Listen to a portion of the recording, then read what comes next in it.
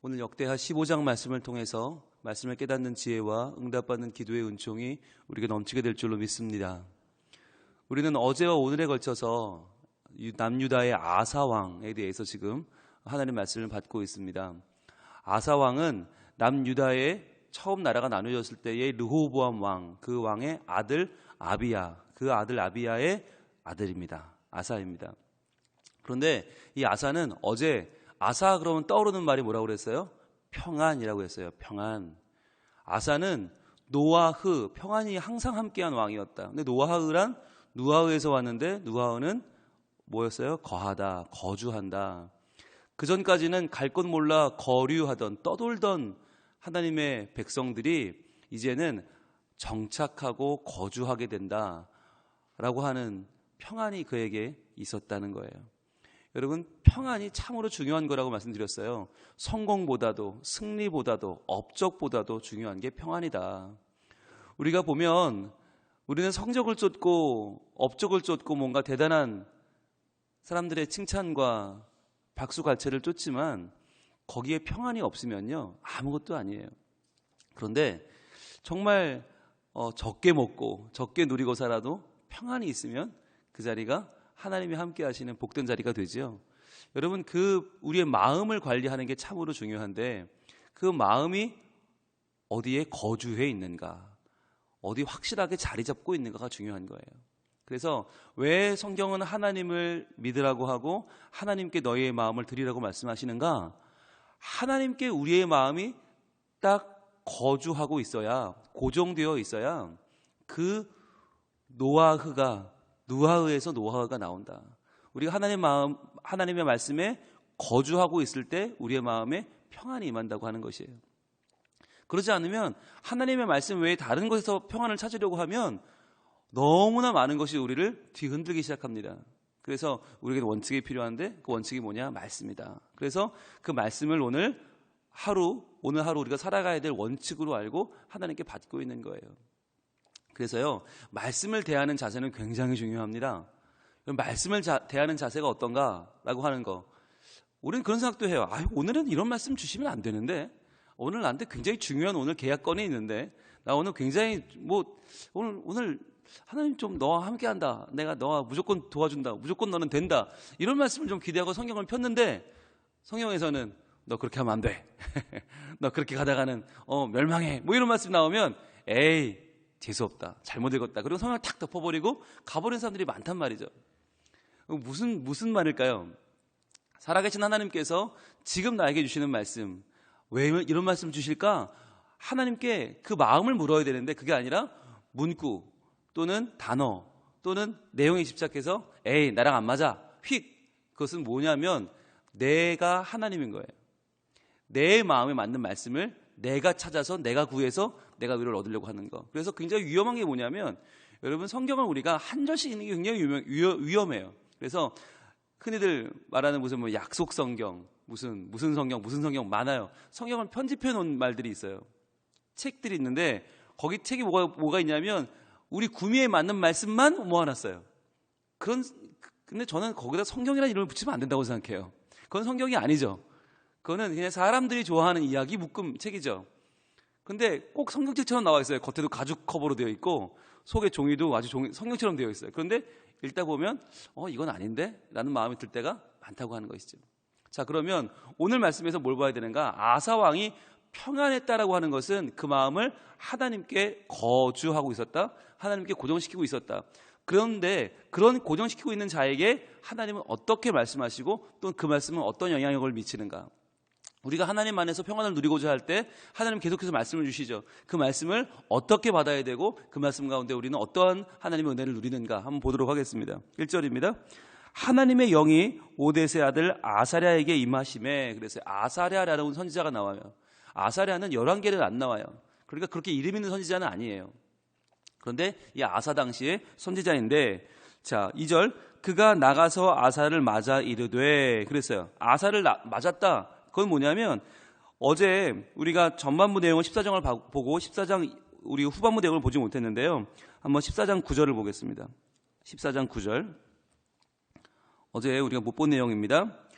구스 사람 세라가 그들을 치려하여 군사 100만 명과 병거 300대를 거느리고 마레사에 이르매. 자, 구스 사람 세라라고 하는 사람이 이스라엘을 공격해 옵니다. 외적이 쳐들어온 것이죠. 자, 그랬더니 몇만 명을 데려갔다고요? 군사 100만 명, 병거 300대. 굉장히 많이 늘어났죠.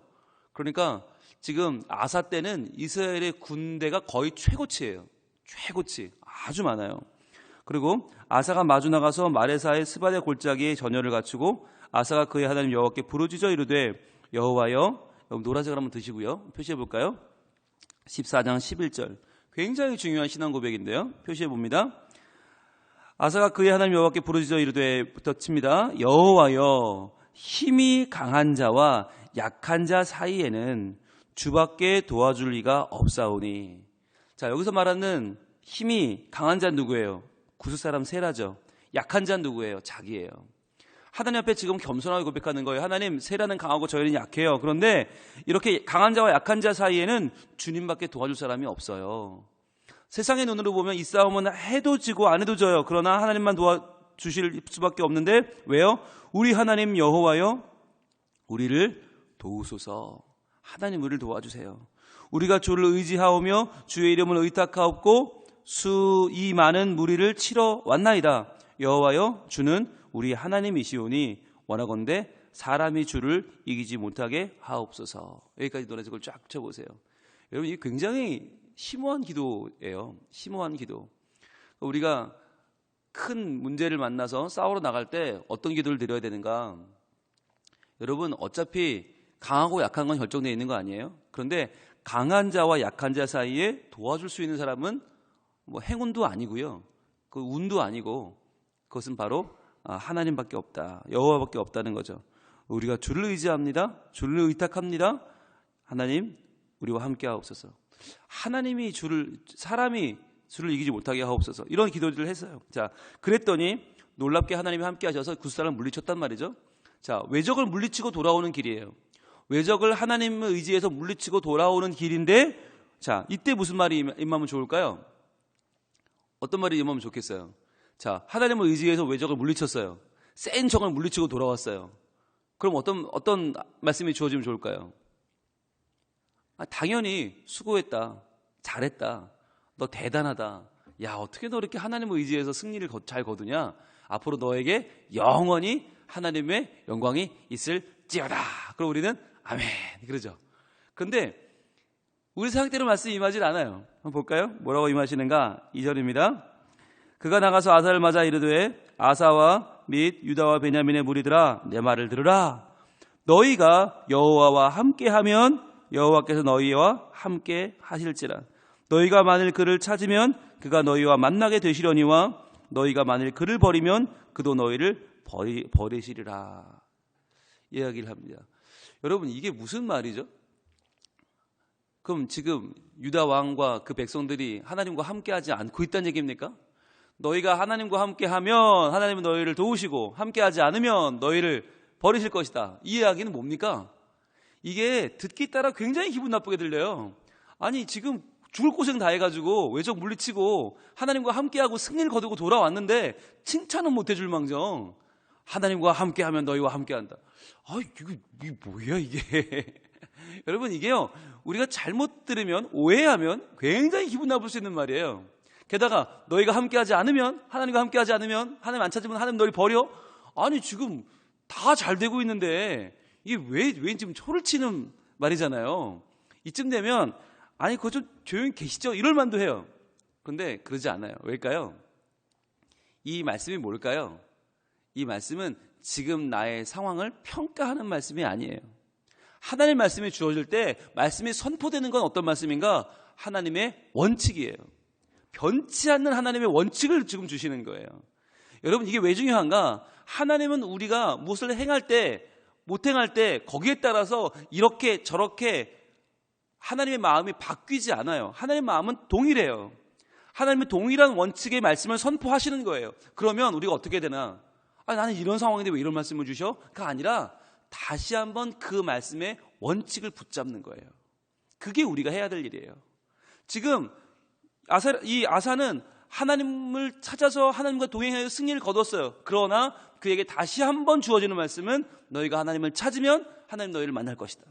너희가 하나님 버리면 하나님 너희를 버린다 라고 하는 원칙을 다시 한번 확인해 주는 거죠. 이게 뭐냐면 이게 가장 큰 칭찬인 거예요. 이게 하나님이 주실 수 있는 가장 큰 칭찬이자 가장 큰 선물이에요. 원칙, 하나님과의 관계의 원칙을 말씀으로 선포하는 거예요. 그러니까 우리가 항상 우리의 귀는 칭찬에 밝아요. 그리고 우리의 귀는 항상 원칙이 선포될 때 듣기 싫어요. 아니 지금 저 고리타분한 이야기, 저 뻔한 이야기, 저 맨날 듣던 이야기를 또 들어야 돼? 아니요. 그게 하나님의 마음이고 하나님의 우리와의 관계의 원칙이라면 그걸 다시 한번 들으면서 아사는 어떤 마음을 갖겠어요? 아, 그렇지. 우리가 하나님을 찾았으니까 하나님 우리와 함께 해주셨구나. 그렇지, 할렐루야. 우리 하나님, 우리 변치 않는 하나님, 앞으로도 계속 그렇게 살아야지 라는 마음을 갖는 거예요. 그래서 원칙이 칭찬보다 중요하다. 그래서 부모님이 자녀를 기를 때에도 무조건 칭찬만 할 게 아니라 원칙을 잘 지키는 부모님이 중요해요. 자기 기분 따라서 이럴 때는 이렇게 하고 저렇게 하고 아이들이 그러면 일관성이 없으니까 어떻게 해야 돼? 더 헷갈려요. 흔들려요. 그런데 일관성을 가지고 원칙을 항상 고수하는 부모가 있으면 자녀들은 안정감을 누려요. 신뢰할 수 있기 때문에 존경심이 나오는 거예요. 하나님도 마찬가지예요. 하나님의 원리 원칙을 선포합니다. 3절입니다. 이스라엘은 참 신도 없고 가르치는 제사장도 없고 율법도 없은 지가 오래되었으나 그들이 그 환난 때에 이스라엘 하나님 여호와께로 돌아가서 찾음에 그가 그들과 만나게 되셨나니. 자, 이 말씀 뭐냐면 2절은 선포입니다. 말씀을 원칙을 선포하죠. 선포한 다음에 지금 3절, 4절로 가면 이제 그 선포된 말씀을 해석하는 과정으로 가요. 이게 뭐냐면 예를 드는 거예요. 어디서? 역사에서. 지나간 역사 가운데에서 앞에 선포된 말씀이 원칙이 어떻게 적용되었는지를 지금 예를 들어 설명하는 거예요. 이게 말씀을 풀어주는 해석의 부분이죠. 자, 이스라엘에 참신이 없고 가르치는 제사장도 없고 율법도 없은 지가 오래되었다. 언제부터 그렇다는 거예요? 사사시대부터죠. 사사시대. 왕도 없고 뭐 제사장도 없고 자기 마음대로 자기 속에도 오른 대로 행하던 사사시대부터 시작해서 언제까지 왔어요? 르호보암의 시대, 아비야 시대까지 온 거죠. 아사 왕의 바로 아버지, 할아버지 시대까지 이게 계속 몰려왔단 말이에요. 그래서 지금 계속 이스라엘은 평안이 없는 시대, 누아가 없는 시대로 살았단 말이에요. 거주가 없이 떠돌았단 말이에요. 그런데 그래서 어떻게 됐어요? 5절, 그때에 온 땅의 모든 주민이 크게 요란하여 사람의 출입이 평안하지 못하며 이 나라와 저 나라가 서로 치고 이 성읍이 저 성읍과 또한 그리하여 피차 상한 바 되었나니 이는 하나님이 여러 가지 고난으로 요란하게 하셨습니다. 3절부터 6절까지가 해석이에요. 3절부터 6절까지는 역사를 통해서 해석한다. 그래서 역사가 중요한 거예요. 왜 역사가 중요한가? 그냥 2절만 선포하고 딱 끝나요. 너희가 하나님을 찾으면 하나님도 너를 찾고 너희가 하나님 버리면 하나님도 버린다. 2절로 원칙으로 끝나는 게 아니라 그래서 어떻게 되었냐면 그래서 너의 과거는 이랬거든 이라고 과거의 역사를 3, 4, 5, 6절을 통하여서 설명해 주는 거죠. 하나님을 따르지 못했을 때 얼마나 고난이 찾아왔는지, 출입이 평안하지 못했는지, 평안이 없던 이유가 무엇이었는지를 3, 4, 5, 6절을 통해서 계속 이야기하죠. 봐라, 역사를 봐라. 이랬지 않느냐. 그러니까 여러분 우리가 성경을 읽는 거고 이스라엘의 역사를 배우는 거예요. 왜 왕들의 역사를 배우나? 하나님이 계시지 않을 때 가르치는 자도 없고 원칙도 없고 율법도 없을 때 그들이 얼마나 참 많은 길을 헤매 돌아왔는지를 공부하는 거죠. 자, 선포하고 해석했어요. 그 다음 뭐 해야 돼요? 마지막으로 적용해야 되죠. 적용. 하나님의 말씀을 마지막으로 이렇게 살아라 라고 마지막으로 우리의 행위를 보여주는 비전이 필요하죠. 그게 7절입니다. 같이 읽습니다. 그런즉 너희는 강하게 하라. 너희의 손이 약하지 않게 하라. 너희 행위에는 상급이 있음이라 하니라. 이게 뭐예요? 적용이에요. 이제는 강하게 해라. 너희의 손이 약하지 않게 해라. 너희 행위에는 상급이 있다. 강하게 하란 말이 무엇입니까? 이 아사가 어제 굉장히 많은 이 우상들을 타파하고 아세라상을 찍고 이 산당을 없애는 등 굉장히 많은 종교개혁을 어제 했거든요. 그런데 오늘 그 달리는 말에 채찍을 가는 거예요. 더 열심히 해라. 더라고 손을 강하게 해라. 이 말씀을 듣고 아사는 정말 그 손을 강하게 합니다. 얼마나 많은 반대가 있겠어요. 얼마나 많은 사람들이 우상을 섬기고 얼마나 많은 지금 그 1000명의 솔로몬의 처첩들이 지금 예루살렘을 점령하고 있는데 얼마나 많은 우상 숭배자들이 반대하겠어요. 그런데 손을 강하게 하고 그 모든 우상과 아세라상과 그 모든 더러운 것들을 다 치워요. 그러니까 어제도 많이 치웠는데 오늘 계속 치워요. 8절 한번 볼까요? 아사가 이 말 곧 선지자 오뎃의 예언을 듣고 마음을 강하게 하여, 자, 선지자 오뎃의 아들, 정확하게 말하면 오뎃의 아들 아사라의 예언을 들은 거죠. 마음을 강하게 하여 어떻게 했어요? 가증한 물건들을 유다와 베냐민 온 땅에서 없애고 또 에브라임 산지에서 빼앗은 성읍들에서도 없애고 또 여호와의 낭실 앞에 있는 여호와의 제단을 재건하고. 이게 아사의 2차 종교개혁입니다. 이스라엘에 많은 왕들이 나오지만 두 번에 걸쳐 종교개혁을 하는 왕은 아사밖에 없어요. 왜 그랬나? 아사에게 말씀이 임했기 때문이에요. 하나님의 말씀이 임했을 때, 말씀이 선포되고 해석되고 적용될 때 그 말씀이 아사의 마음속에 새겨지면서 아사는 그 말씀 그대로 손을 강하게 합니다. 그러면 그 반대파 중에는 누가 있었나? 뭐 힘없는 사람들은 다 빼고 강한 사람만, 제일 강한 사람만 한번 볼게요. 16절. 아사왕의 어머니 마아가가, 자, 마아가는요 정확히 말하면 아사왕의 어머니가 아니라 할머니예요. 할머니는 누구죠? 르호보암의 아내죠. 르호보암의 아내. 이 당시까지 살아있었어요. 그래서 마아가는 태우도 상태우죠. 왕태우죠. 얼마나 힘이 셌겠어요. 그런데 마아가가 아세라의 가증한 목상을 만들었으므로 아사가 그의 태우의 자리를 폐하고 그의 우상을 찢고 빠 기드론 시내가에 불살랐으니. 그랬어요. 오죽하면 자기의 할머니 왕태우 마아가까지도 폐위시켜 가면서까지 이 일을 종교개혁을 진행했다는 거예요. 왜요? 말씀이 주어졌기 때문에. 어떤 말씀이? 너의 손을 강하게 하라. 너의 손을 약하게 하지 마라. 너희의 행위에는 상급이 있다. 이 말씀을 아사는 그대로 받은 거예요. 그래서 그 말씀을 그대로 받아서 그대로 행한 거예요. 그랬더니 아사 왕 때 얼마나 큰 평안이 임했는가. 오늘 15장 마지막 절입니다. 15장 마지막 절 17절이죠. 19절 봅니다. 같이 읽습니다. 오늘 15장 19절 시작. 이때부터 아사왕 제35년까지 다시는 전쟁이 없으니라. 이때부터 아사왕 제35년까지 다시는 전쟁이 없었다. 아사는 41년을 다스린 아주 오랜 동안 평안을 누린 왕이라고 했습니다. 그동안 이스라엘에는 몇 명이 바뀌었다고요? 왕이 7명이 바뀌었다고요. 7명 왕만 바뀐 게 아니라 왕조가 바뀌어버려요. 그러는 혼란을 겪는 이스라엘 시대에 남유다는 아사라고 하는 정말 귀한 왕이 41년에 큰 평안을 누렸다. 그 35년까지는 전쟁도 없었다. 어떻게 해요? 바로 말씀이 있었기 때문이에요. 이름 없는 선지자 아사랴, 그러나 그의 선포되는 말씀, 해석해주는 말씀, 적용해주는 말씀을 왕이 그대로 받았어요. 그리고 그대로 행했어요. 그랬더니 하나님께서 그에게 평안을 주시더라는 것이에요. 여러분, 어제 14장과 오늘 15장을 연결해서 우리가 하나의 단어를 떠올리면 뭐냐면 주마가편이에요. 주마가편. 달리는 말에 채찍을 더한다. 채찍은 안 달리는 말에게 치는 게 아니에요. 못 달리는 말, 지금 문제가 생겨서 지금 멈춰있는 말에게 채찍질을 하는 게 아니라 주마가편, 달리는 말에 채찍질을 해요. 잘 달리니까 더 잘 달리라고, 더 잘 달리라고, 더 잘 달리라고. 지금 아사는 하나님을 사랑해요. 하나님을 섬겨요. 종교개혁을 하고 있어요. 하나님과 함께하기 위해 노력해요. 그런데 그때 말씀이 더 임해요. 더 임해요. 더 임해요. 그러니까 더 나가서 더 승리하고 더 평안하다는 것이에요. 그러니까 하나님의 말씀이 내게 임할 때 어떻게 받아요? 난 잘하고 있는데 왜 저러셔?가 아니라 내가 잘하고 있구나. 하나님 나에게 더 잘하라고 하시는구나.